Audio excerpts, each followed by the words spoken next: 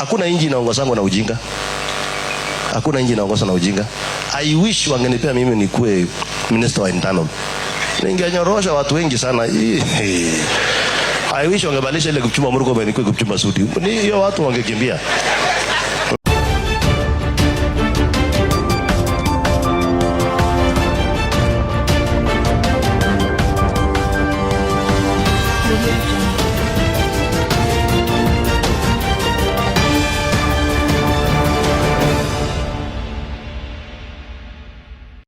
The UDA brigade is coming out hard on GACHAGUA, hard on the GENZ. We all know RUTO is facing one of the biggest opposition, by the way, which is not led by politicians. One axis is led by the GENZs, and I think since he tested the wrath of the GENZs, is putting out everything at his disposal to counter them. A few days back, SUDI came out to say that if he was the Minister of Interior, he was going to kill everyone, literally fight everyone who would come out to oppose William Ruto. And it clearly shows you that these people who came in the government don't stand by their words, don't stand for what they fought against. Because the same people who faced the wrath of Uhuru Kenyatta then are the same people who want to perpetrate even more worse things to the opposition they are facing. So we all know SUDI is the right-hand man of Ruto. In fact, if you want to know how Ruto thinks without diplomacy, you look at SUDI. He has come out to announce very many crude things. Even at the impeachment of GACHAGUA, is one of the first people who came out to say that they are going to impeach GACHAGUA. So in this episode, I've come to talk about the comments of SUDI, that he was going to fight everyone who opposes Ruto, what it means for our politics, and most importantly, the certain matters we can learn from the politics of our nation. But before I do this, I want you to know that if you are new to this channel, please subscribe. If your politics and economics is what you want, this will be definitely the right channel for you to subscribe to.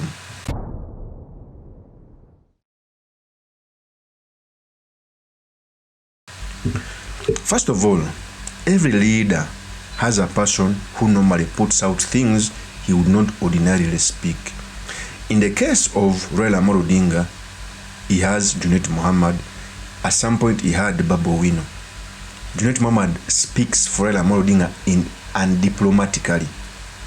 And it's the reason as to why Junet Mohammed is coming out to protect Ruto at every cost. It's because of Raila Amolo Odinga. Trust me, if Raila Amolo Odinga called on Junet Mohammed, he would stop. In this case, there is SUDI to communicate on behalf of William Ruto when he wants to speak in undiplomatic way. He came out to say, if William Ruto had given him the docket of CS Interior, he would go hard on the protesters, on the GENZs, on the activists. And it clearly shows you, okay, how government is proceeding on these things. Before I proceed, I want to play a tape when SUDI was saying this. I want you to listen to this video very carefully because it's going to form a basis of our discussion. Here's the tape. Hii mwaka 2025. Kama unajua ni mzazi, inua mkono juu. Kama wewe ni mzazi, inua mkono juu. Aweka chini. Kama unajua uko na GENZ kwa nyumba yako, inua mkono juu. Kama unajua uko na GENZ kwa nyumba yako, inua mkono juu. Wazazi wote, sisi zote tukiwa wazazi, tafadhali tuongeleshe watoto wetu, tupeleke watoto wetu Sunday school, tubadilishe mambo mingi inaenda kuharibika kwa hii miaka ya 2025. Sisi wengine hapa wengi tulitunzwa na kulelewa katika Sunday school. Lakini watoto wa saa hii, watoto wengi, vijana wetu, wasichana kwa vijana, wengi wanaandika mambo machafu sana. Wengi wanatuma vitu mbaya sana. Kila mtu kaishe mtoto wako na umuongeleshe. Hata kama atuelewani kwa mambo zingine, haitafika mahali unatuma picha ya rika ya mama yako ama mkubwa wa mama yako uchi. Hiyo mambo ni ngumu sana. Kila mtu aongeleshe mtoto wake.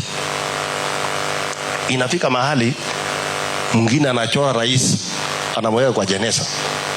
Shindwe kabisa. Alafu nasikia wanalalamika ati abduction. Hakuna inji inaongozwa na ujinga. Hakuna nchi inaongozwa na ujinga. I wish wangenipea mimi nikuwe minister wa internal. Ningenyorosha watu wengi sana. I wish wangebalisha ile kuchuma Murkomen nikuwe kuchuma SUDI. Ni hiyo watu wangekimbia.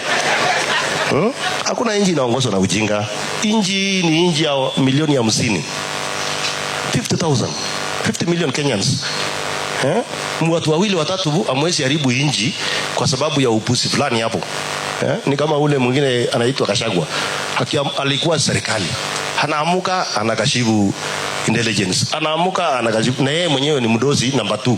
Wallahi itawa aseme kuna makosa hapa na pale. Sasa ndio ule tulifukuza yeye. Baada wako huko nje anajaribu kuongea. Wewe Mr. GACHAGUA ulishaenda nyumbani na hakuna pale wengine utaipata kiti. Forget it. Na usahau. Na uachane na Wakenya wafanye kazi. Unaamuka kila siku ni kutamuka matamushi chafu. Ni kama mtu anatapika. Lazima tukue watu wazima. Wacha turuke mwaka mpya. Oscar Sudi, first of all, when you heard him speak, I was silent so that you can be attentive. One, he said that if he was given the cabinet slot for Minister of Interior, he would go on to fight the GENZs to an extent of abducting them. Okay? And remember, there are ongoing abductions being perpetrated by the state. Even went on to say that parents should sit down their children so that they can speak up, they can initiate them in good manners. First of all, I also agree there are some exercises which can be done online.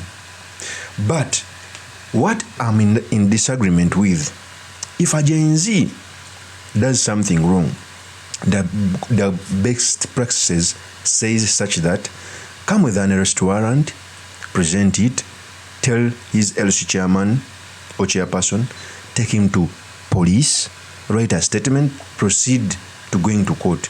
Abductions have no room in our country. And what surprises me more, that a person coming out to speak all these things, he was among the first people who used their tongue to speak ill against the former government. In fact, the same person, Oscar Sudi, abused the president then, Uhuru Kenyatta. When police came to his home, he cried hell to skelter. Right now he's perpetuating the abductions in Kenya. To take you a while back, I want to play a tape when Oscar Sudi abused the president, Uhuru Kenyatta, then. In fact, he should not come out to lecture young people on how to proceed. In fact, if this same message was done by another person, maybe I would believe, but not by Oscar Sudi, who has on several occasions has come out to use bad ones when describing Uhuru Kenyatta. Before I proceed, I want to play a tape when Oscar Sudi was abusing a leader. Yet right now he's coming out to say that leaders must not be abused. Here's the tape. Mimi nataka niambie Uhuru Kenyatta vizuri sasa leo ya kwamba Uhuru Kenyatta, sisi hatuna deni yako. Tulikupigia kura tu. Tuwakupigia kura mara 3. 2013, 2017 mara 2. Umekuwa na madharau sana na watu wa Kalenjin. Umekuwa na madharau sana na William Ruto. Mtu mwenye usiku na mchana alishughulika. Yeye ndiye alikuwa na kampenia. Yeye ndiye alikuwa anajaribu kuconsolidate the whole country. Leo umemtesa. Anakaa kama squatter kwa serikali yenye alitafuta. Sasa imefika mahali unatufuata nyuma tukiwa viongozi wadogo. Mimi nataka nikuambie direct Uhuru Kenyatta, hii Kenya sio ya kwa Kenyatta. Hii Kenya si ya Mama Ngina huyo. Hii Kenya si ya sio ya Moho Kenyatta. Hii Kenya si ya Uhuru Kenyatta. Hii Kenya ni ya Wakenya milioni 50. Na kama unafikiria kwenu baba yako ama mama yako ako na matiti kushinda ya matiti ya mama yangu, ama unafikiria baba yako alisaa ama alikusana na muo kushinda vile baba yangu alisaa, tunataka tukueleza kwamba sisi wote ni Wakenya, sisi wote tuko na wazazi. Heshimu pia wazazi wetu na utuheshimu pia. Ujue ya kwamba sisi tuko na familia, tuko na watoto, tuko na jamii. Usifikiri ni kwa Kenyatta ndio Kenya. Kenya hii ni ya Wakenya 50,000. Sisi tunasikia uchungu, na wacha tukuambie ukweli. Tunasikia uchungu sana. Umeteza William Ruto, anakaa kama yani ni mtu afai. Anakaa kwa kona kwa serikali yenye alitafuta. Kila kitu yenye inafanyika wewe ndio unapeana amri. Sasa leo tumepeana amri ya kwa sababu atingena aenda ashiko kwa sababu alitaja jina mama mwingine. Hata mimi niko na mama yangu anaitwa Salina Murkomen. Niko na baba yangu. Mimi pia ni kama wewe. Watoto uko naye na watoto nyumbani niko naye, they are same and we are the same, na sisi wote ni wa Kenya. Usidhani unaweza kufika mahali utuangamize. And I want to tell you and I want to dare you, Uhuru Kenyatta. Ukitaka kutufunga sisi wote, do it. Just send it. Mimi niko kwangu hapa Kapseret. Tuma sahi polisi wakuja wanichukue. So what? Inafika mahali umefunga kila mtu mwenye ako karibu na William Ruto. Umetesa Wakikuyu wanabiashara wote wenye walikufanyia kampeni na kukupigia kura. Na niliuliza mara ya kwanza, tulikukosea nini sisi wenye tulikupigia kura? Hata kama ulikuwa unataka kuleta Raila Odinga. Wewe wachana na William Ruto. Wachana na William Ruto, wachana na Ngeno, wachana na watu wa William Ruto. Wewe funga virago yako enda nyumbani, na tulikufanyia kampeni, tulikupigia kura. Sijui ni deni gani nyingine unataka. Na niliuliza hivi, unless kama unataka William Ruto na sisi, mimi nikuja nioshe vyombo, William Ruto apige ugali, Ngeno aoshe nyumba, bibi yangu akuja aoshe bibi yako manguo, labda hiyo ndio unataka katika taifa la Kenya. Lakini uwezi ukatushutumu, uwezi ukatutisha. Sisi wote ni wa Kenya, na nataka nikueleze, huyo Ngeno mnashika, ile matatizo mnatafuta mtaipata. Na utume polisi. Tuko na station mingi hapa Eldoret, hoja wanichukua hata mimi sahi. Ujinga hatutaki. Hii Kenya ni yetu sisi wote. Ujue ile uchungu tuko naye na wewe kwa sababu ya vile unatesa William Ruto. Tuko na uchungu ndani yetu. Tuko na uchungu, unafukuza kila mtu left, right and center. Ulifukuza kina Kiunjuri. That was a long video. That was Oscar SUDI abusing the then president. That was him. So if he comes out to side with the abductees, the abductors, sorry, it is so unfortunate. When he was on the forefront of using very many abusive words against the then president who he didn't want. So these people are backtracking on everything. The people who stood for human rights are the same people who are coming out to abuse them. And for me, whenever I see people like Junet Mohammed coming out to buttress what William Ruto does in a wrong way, I just laugh.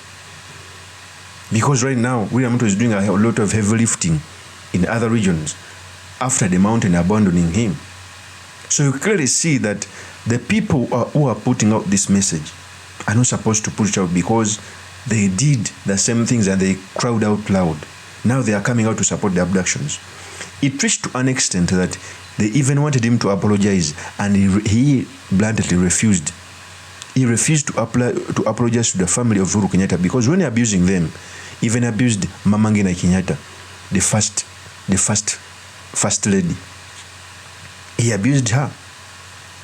In fact, Citizen TV did us a news bite about the apology of Oscar SUDI, where Oscar SUDI failed to come out and apologize to the family of Ngina. Citizen TV did this soundbite. Here's the tape. Kapseret Member of Parliament Oscar SUDI now says he will not apologize to the Kenyatta family over the Mama Ngina slur.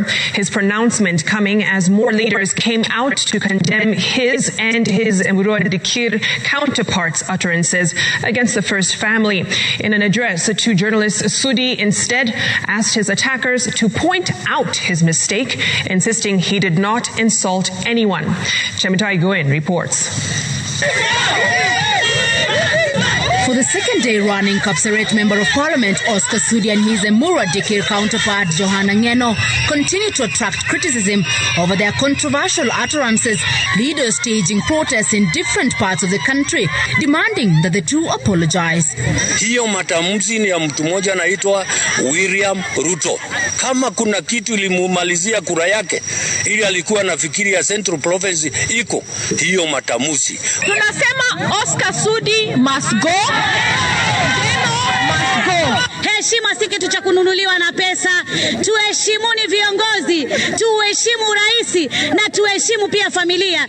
The politics of the day today in Kenya is just being abusive, shenanigans, calling each other names.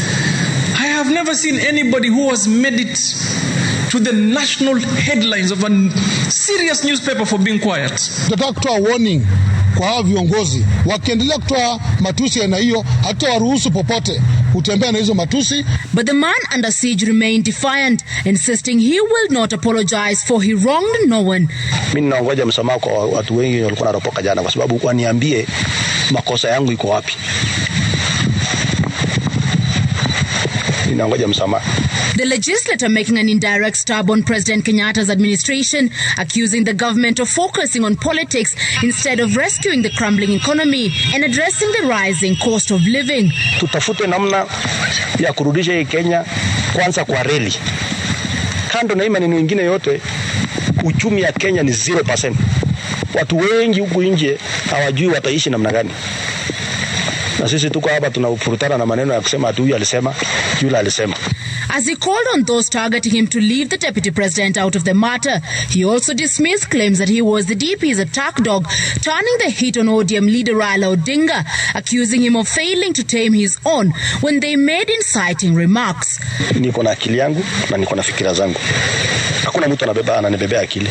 Mimi nikitembea naona niko na nywele na kila kitu na nini yangu, ninatembea na akili yangu. So maneno ya kusema ati huyu anaongea kwa niaba ya ule ni madharau kwanza. Tuliposhikwa mimi nikiwa, that was Oscar Sudi. Even then he was an attack dog of William Ruto. So by coming out to buttress the abductions, giving reasons, you clearly see how the government is failing.